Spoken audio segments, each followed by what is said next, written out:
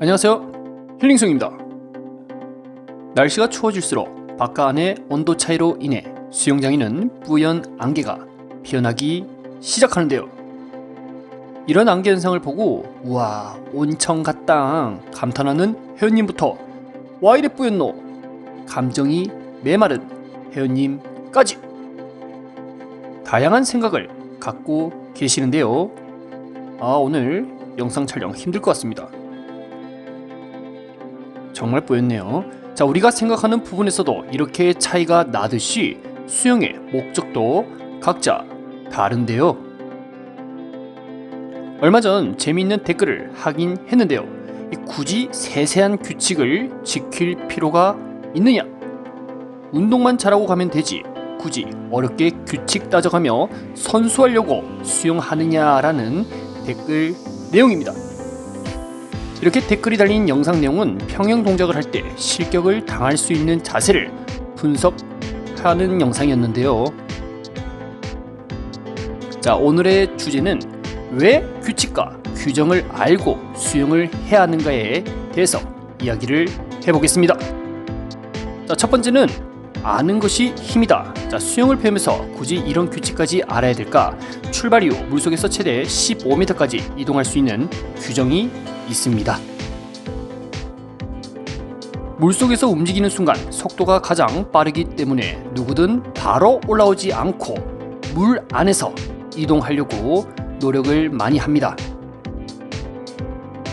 자, 여기서 재미있는 사실이 있는데요. 평영만 물속 15m 거리 제한이 없습니다. 한마디로 20m, 30m 가도 됩니다. 평영은 스타트나 턴 이후 물속에서 할 수 있는 동작에 제한만 두고 16에서 17m 그 이상 가서 올라와도 되는데요. 대신에 돌핀킥 1회, 팔동작 1회, 그리고 킥 1회 이후에 팔을 당기면서 머리가 물 밖으로 나오면 됩니다. 대부분 이 동작을 수행할 때 15m 이상 시간을 끌면서 가라고 한다면 어떻게 하든 갈 수는 있겠지만 굳이 속도가 떨어지면서 리스크를 들고 가지는 않겠죠. 자유형과 저병도 비슷한 상황입니다. 물속에서 돌핀킥으로 힘있게 가다가 10m 넘어가면서 속도와 체력적인 부분을 고려하여 올라오는 것이 이 레이스를 펼치는데 유리하다고 대부분 판단합니다. 자, 그러나 배영할 때는 이게 이야기가 달라집니다. 누워서 팔을 돌리는 것보다 물속에서 백 돌핀킥, 즉 뒤로 저병킥으로 가는 것이 숙달된 선수 입장에서는 유리하거든요. 과거 올림픽에서 시합하는데 50m 배영만 하면 물 밖으로 올라오지 않는 몇 명의 선수 덕분에 규정이 바뀌게 되었습니다. 이게 수영인지 잠수 시합인지. 자, 지금 모습 배영으로 출발하는 선수, 물속에서 백 돌핀킥으로 가는 선수, 과연 누가 먼저 도착할까요? 백 돌핀킥 빠릅니다. 자, 이렇게 우리가 물속 훈련을 왜 하는지 이유를 알고 하는 것과 모르고 하는 것은 이렇게 차이가 날 수밖에 없습니다. 자, 둘째는 올림픽에서 수모 안 쓰면 실격인가? 자, 몇몇 사람들은 머리에 두통을 호소합니다. 수모가 장시간 머리를 압박하고 있고 머리의 열기가 계속 유지될 경우 머리가 찌끈찌끈한 기분, 나쁜 느낌이 나는데요. 자, 이런 경우는 수모를 벗고 머리를 식혀줄 경우 회복되는 경우가 많습니다. 자, 이럴 때 수모를 벗고 수영을 하고 싶다라는 생각이 절로 나는데요. 우리가 수모를 사용하는 이유는 다음과 같습니다. 우리 몸의 체온을 보호, 그리고 수영장의 좋은 환경 유지, 물의 저항을 줄여주는 등 좋은 장점들이 많습니다. 결론적으로 선수들의 꿈의 무대 올림픽에서 수모를 쓰지 않아도는 됩니다. 그러나 대부분의 선수들이 기록을 위해서 머리를 빡빡 깎지는 않는데요. 오히려 수모를 2개씩 쓰면서 수경을 단단히 고정할 수 있으며 머리의 저항을 줄이는데 신경을 쓰는 모습입니다. 일반 수영장에서 머리카락이 없는데 수모를 안 썼다. 보통 수모를 쓰지 않아도 이해하고 허용해주는 분위기입니다.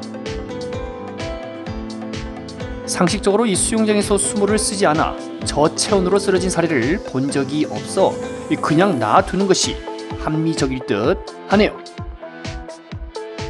자, 셋째, 올림픽 자유형 시합 때 평영해도 될까요?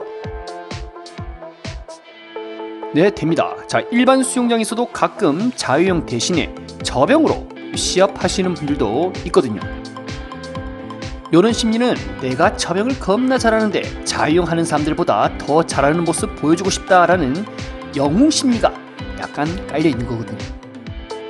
자유형은 뒷글자 형, 즉 여러 유형이라는 뜻이기 때문에 본인이 하고 싶은 영법을 선택하면 되는 것이죠. 그러면 우리가 알고 있는 팔 돌리기 자유형은 원래 무엇인가요? 바로 크롤 영법이라고 합니다. 얼굴과 몸은 수면 아래서 팔을 번갈아 돌리며 다리를 위아래 교대로 차면서 이 움직이는 우리가 알고 있는 자유형이 크롤 영법입니다.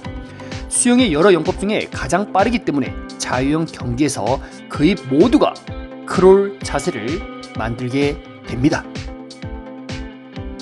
대형, 평형, 저병은 뒷글자가 0으로 끝나고 자유형은 왜 형으로 끝나는지 이제야 이야기가 쉽겠죠?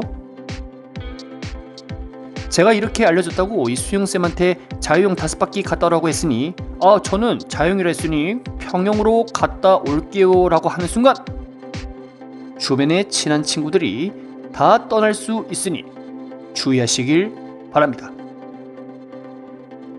어감이 크롤이라는 표현보다는 이 자유형이 착착 달라붙다 보니 그냥 척하면 척하고 자유형 크롤 알아들어야 됩니다. 넷째, 개인 혼용에서 자유형은 우째 하는가? 개인 혼용. 자, 개인 혼용은 여러분들이 흔히 알고 있는 저병, 배형, 평형, 자유형 순서대로 가는 영법입니다.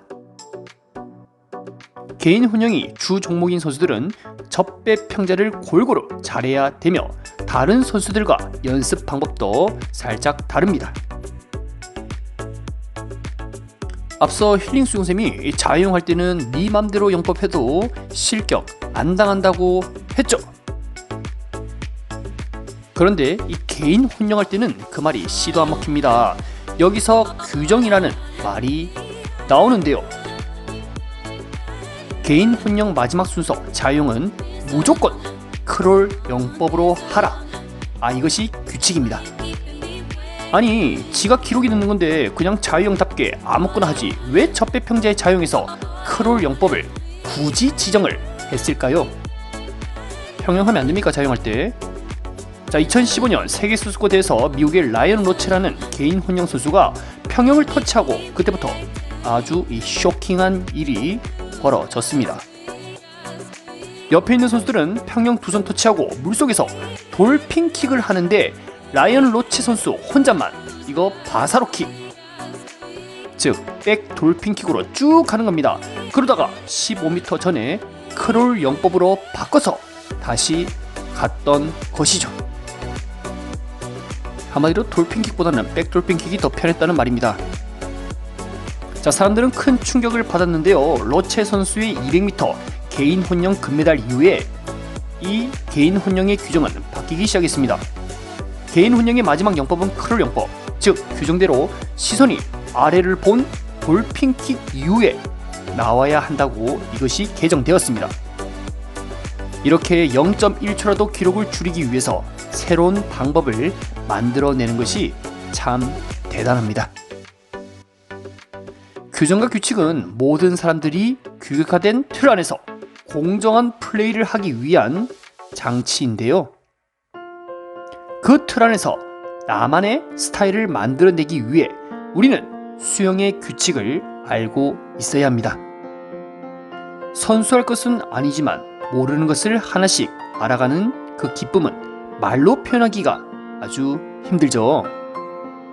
눈과 귀를 외면하고 독고다이처럼 살 수는 있겠지만 하나의 사회 구성원으로서 세상이 어떻게 돌아가는지 조금만 귀 기울이면 이 세상을 지혜롭게 살아갈 수 있는 것이죠. 오늘도 영상 시청해주셔서 감사합니다.